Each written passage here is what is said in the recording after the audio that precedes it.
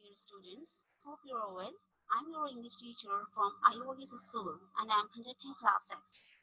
As you all know that in the second week of learning class, we have completed our April syllabus and hopefully we'll complete our July syllabus in this week. So I have some instructions for you and hopefully you follow all the instructions carefully. You should have your active English coursebook for class 6 and hold a pencil. You have to be attentive during the class, and if you have any query relevant to the topic, then at the end of the class you will ask to me question in the chat box. During the class, I'll share a screen with you, and you have to take a screenshot. Then after the class, you have to complete all the work in your field copy. So dear students, today's topic of Unit 5 is Pretty Words. It's a very lovely poem present in your coursebook on page number 59. The meaning of the word pretty is attractive to look at usually in a simple or delicate way. Actually, the word pretty, having itself a beauty possessing a qualities that give great pleasure. It is also used when you regard something or someone to look beautiful or charming. It can also be described the outward appearance of someone. For example, if your friend just rated you on your overall look, so this is much direct way to say you are pretty or gorgeous. And one thing that you have to keep it in your mind that the word pretty is a greater compliment that refers only the pleasant features and qualities. Now let's talk about the poet. This poem, Pretty Word, is written by Eleanor Wiley. She is an American poetess and novelist, popular in 1920s and 1930s. She was famous during her life almost as much for her beauty and personality as for her melodious poetry. She was born on 7 September 1885 in New Jersey and died in 16 December 1928. In 1921, a volume of Wiley's poem was issued commercially. Her poetry, carefully structured and senses in mood, evinces the influence of 16th and 17th century of English poetry. It struck a responsive chord in a general relationship that missed by a more experimental poet. The stanzas and the lines of Eleanor's poem were quite short, but the effect of her images was of a highly detailed polished surface. Often her poems expressed a dissatisfaction with the realities of life on the part of a speaker who aspired to a more gratifying world of in art and beauty. Her lovely poems seem at times to express understanding that she had previously lacked passion, and therefore to claim that she has achieved such a state, and for this reason some critics consider it her most mature poetry. Now I'll read the poem on page number 59, and you have to listen carefully and focus on the pronunciation and the meanings of the difficult words. Pretty docile words. Docile words means easy to control, something which we can control easily. I love smooth words like gold enameled fish. Smooth words means sweet words. Enameled means layer of coating, which circle slowly with a silken swish. Silken swish means fluffy. And tender ones like downy feathered birds. Tender ones means softness. And downy feathered, it means they're covered with soft hair. Words shy and dappled, deep-eyed, deer in herds. Dappled means spotted, and the herds means bush. Come to my hand and playful if I wish, or purring softly at a silver dish. Blue Persian kittens fed on cream and curds. Now stanza number 2. I love bright words. Words up and singing early. Words are that are luminous in the dark and sing. Luminous means glowing. Warm lazy words, white cattle under trees. I love words, opalescent, cool, and pearly. Opalescent means white, bright color, like midsummer moth. Moth means an insect, a kind of an insect that is very similar to the butterfly because there are special navigation methods based on the maintaining of external. And honeyed words like bees, honeyed words means the sweet words. Gilded and sticky with a little sting. Gilded means covered with hole. So very first I'm going to explain the first stanza. In the first stanza, when the poet says, poet make best of pretty docile words, she actually means that you can command in words to do whatever you want, if you know how to use them. The poet has to handle and utilize smooth words which can control easily while writing the poem. So the poet might feel as if they are like a beautiful fish with a gold-coated layer. Here, poet mentioned a lot of animals like fish, deer, birds, and the Persian kittens. Poet also used four expressions which appeal to the senses. For example, purring softly, which means the hearing, silver dish, which means sight. Persian kittens, which means touch. Cream and curse, which means taste and smell. These all are the expressions that have been used in this stanza. There are also various feelings expressed by the poet in this poem. For example, tender one, which means the softness. Downy feathered birds, which means covered with soft hair. Deep-eyed cheer means brightness, and words I'm singing early means laziness. So these all the feelings shows that the poet has light-hearted mood while describing the imaginary characteristics. Because poet actually explores the nature of words.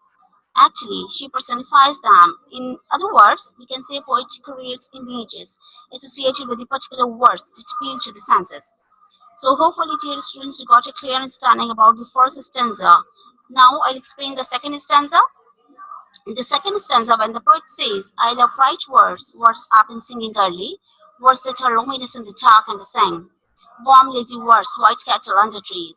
I love words of pleasant, cool, and pearly, like midsummer moths, and honeyed words like bees, gilded and sticky with a little sting.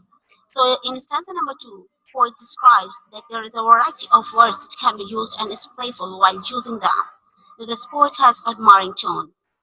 Second stanza has slight variations in the rhyme that in the stanza only two feelings are expressed by the poet. First one is cattle under trees, which means a laziness, and midsummer moth means a kind of insect that is very similar to the butterfly because their spatial navigation method is based on the maintaining a fixed angle. And the poet used only one expression in this stanza, which is opalescent and pearly, which means sight. And when the poet says opalescent, cool, and pearly, it means poet likes to understand the uniqueness and the beauty that word can hold, and poet knows how to use them. And as I told you a little while ago, that the poet used various creatures and words in this poem to give just lifelike feel to words. For example, smooth words, tender words, shy words, comic, angry, sad, and jolly words. Actually, in this way, poet has used several compound words to give a lifelike feel to words. And in the same way, poet used the various creatures as mentioned in the poem.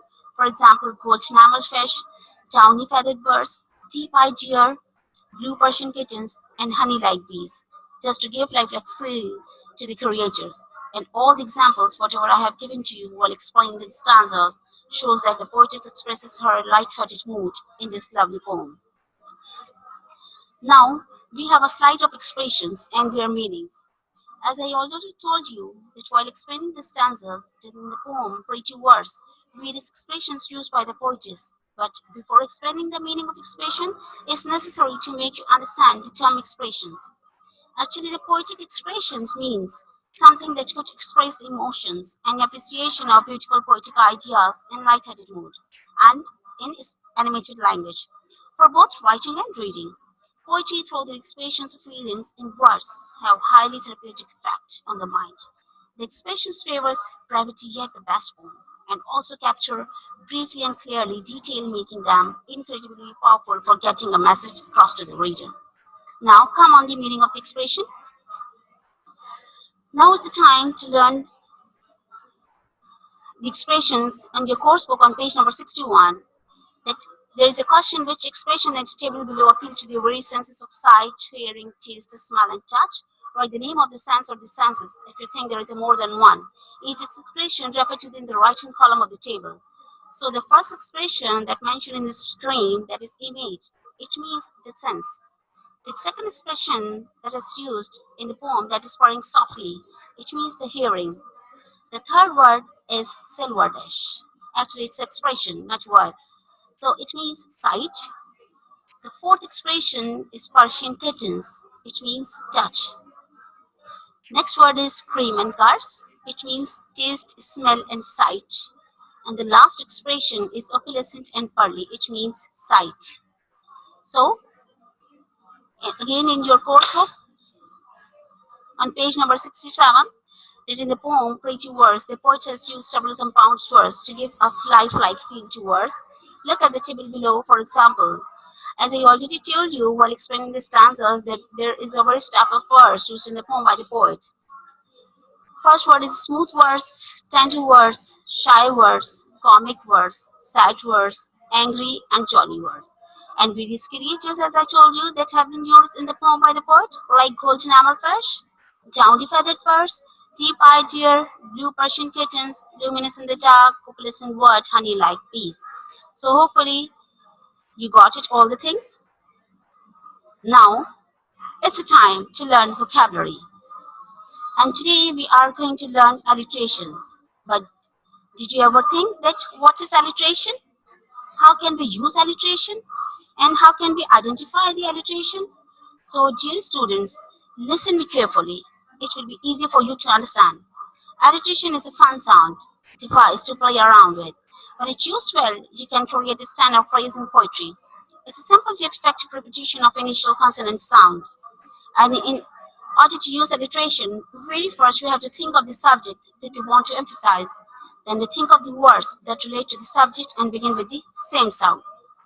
Then we place those words closer together in a sentence, and we can easily identify alliteration in a poem.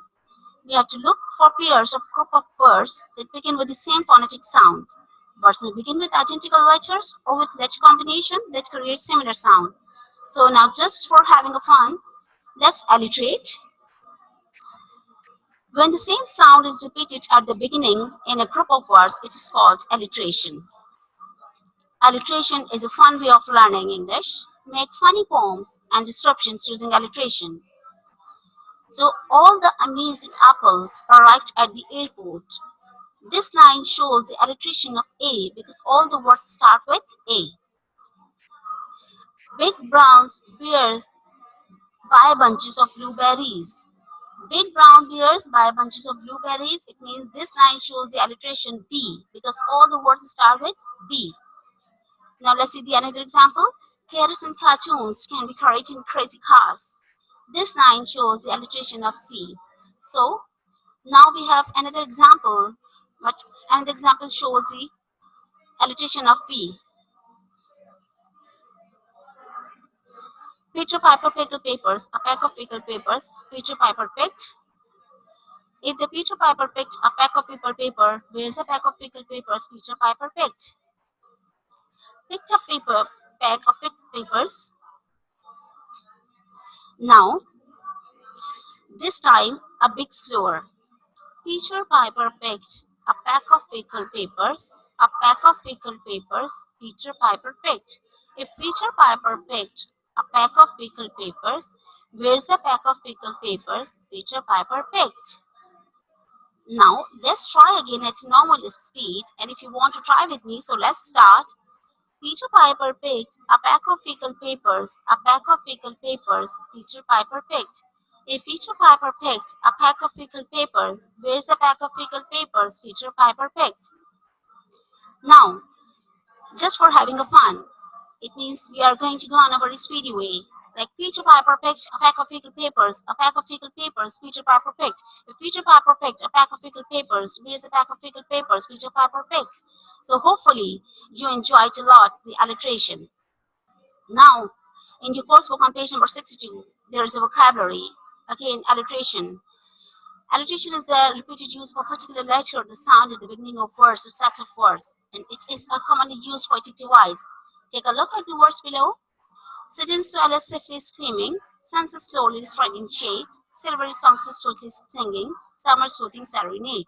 It means in this stanza we have alliteration of S because all the words start with S. Now it's the time to rhyme. The more interesting grammatical portion is rhyme. Do you know what is rhyme and why the rhyme is important? This rhyme actually shows correspondence of sounds between words or the ending of words, especially when these words are used at the end of lines of poetry. A rhyme can also be described as a repetition of similar sound, usually exactly the same sound. So, rhyme is very important to emergent literacy and the learning to read because it teaches us how the language works. Rhyme also helps us with the phonetic awareness, which is the knowledge that phonics are the smallest units of sound that make up words. And this awareness leads to reading and writing success. Now, rhyme. The repetition of similar sound at the end of a word. For example, red and bat, paralyze and haptonize. So in the first line, red and bat are rhymed with each other, and paralyze and haptonize, both words are rhymed with each other. It means the end rhyme is defined as when a poem has a line ending with words that sound the same An example of end rhyme will give you a clear understanding. So let's see the example of end rhyme. I do not like green eggs and ham. I do not like them, Sam I am. So in the first line, the last word is ham, or in the second line, the last word is am. Both the words rhyme with each other, ham and am. Let's see another example. Dwell in a lonely house I know, that vanished many a summer ago. It is under the small, dim summer star.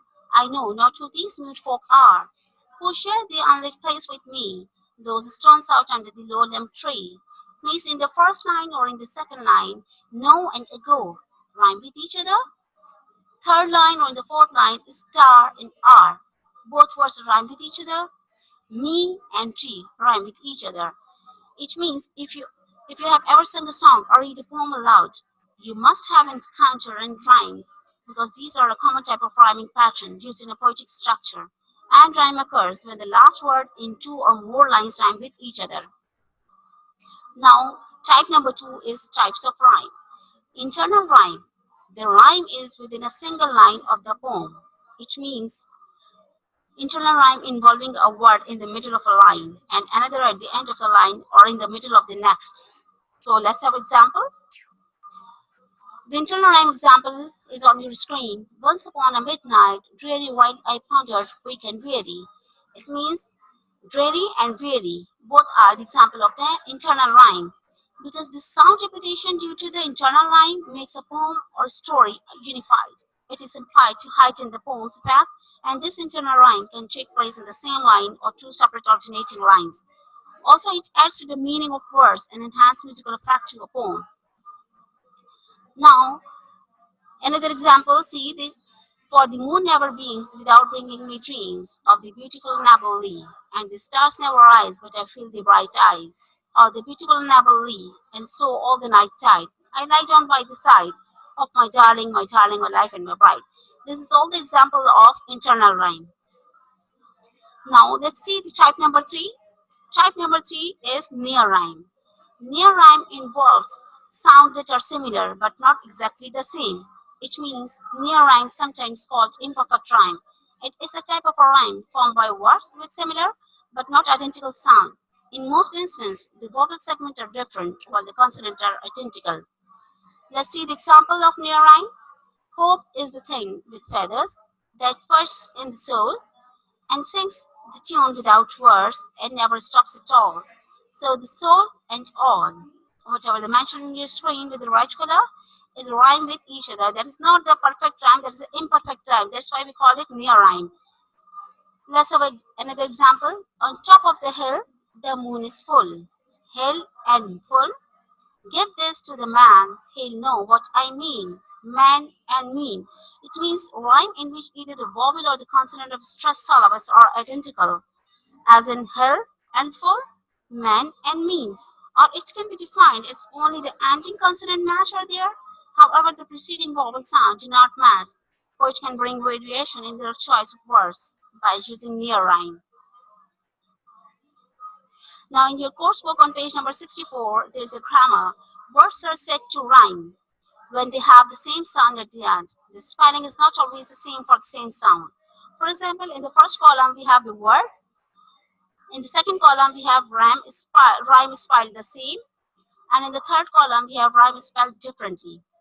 It means word fear has a rhyming word of steer, beer.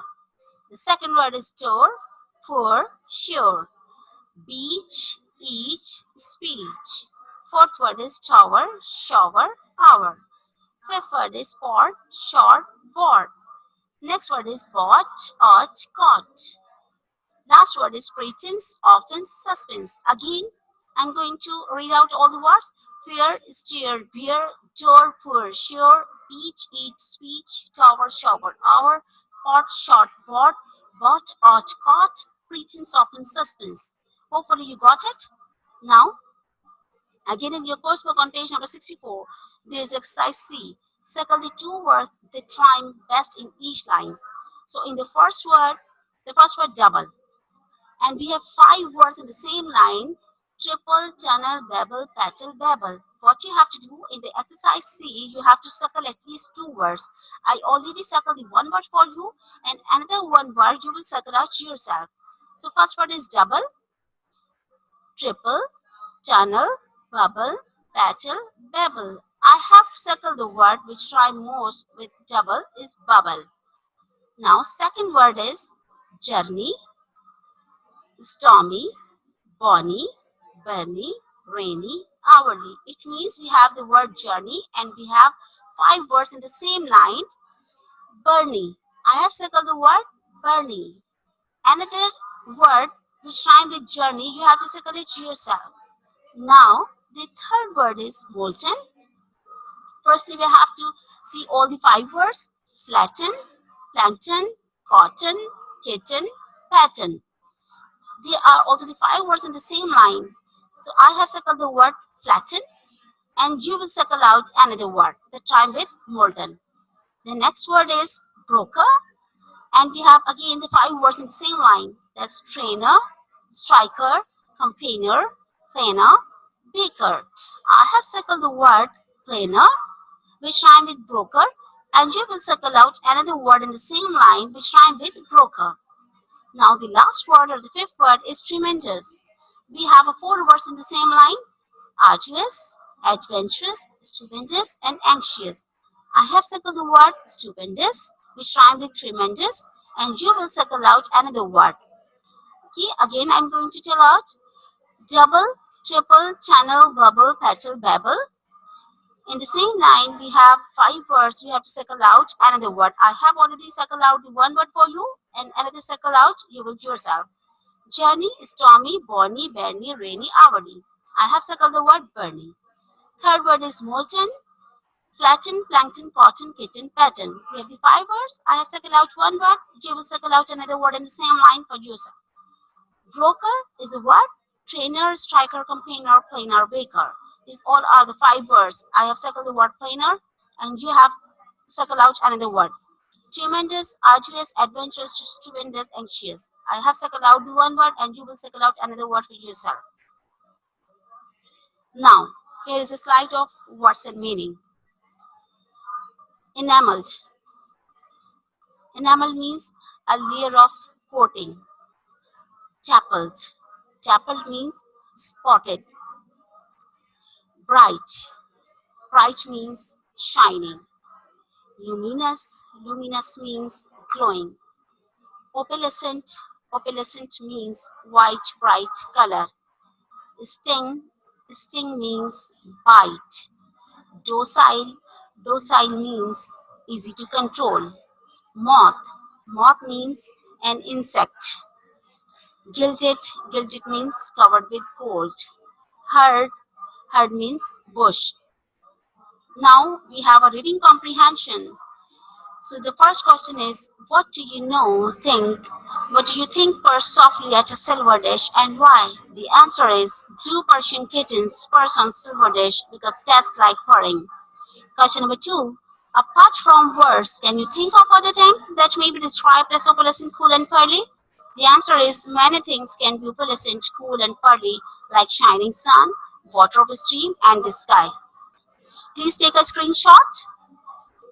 Now, question number 3. Lots of animals are mentioned in the poem. Can you name them? So answer is golden fish, deep-eyed deer, blue Persian kittens, white cattle, moths, and bees are mentioned. Now, question number 4. In the question number 4, what are bright words compared to? Answer is bright words are compared to birds. Question number 5. What do you think the poet generally feels about the birds? Answer is the poet likes to play with words and study their sound and effect. Please take a screenshot so it will be easier for you to copy down all the things. Now, we have a slide of central idea. The central idea is a piece of writing and the point that the writer wants you to remember most.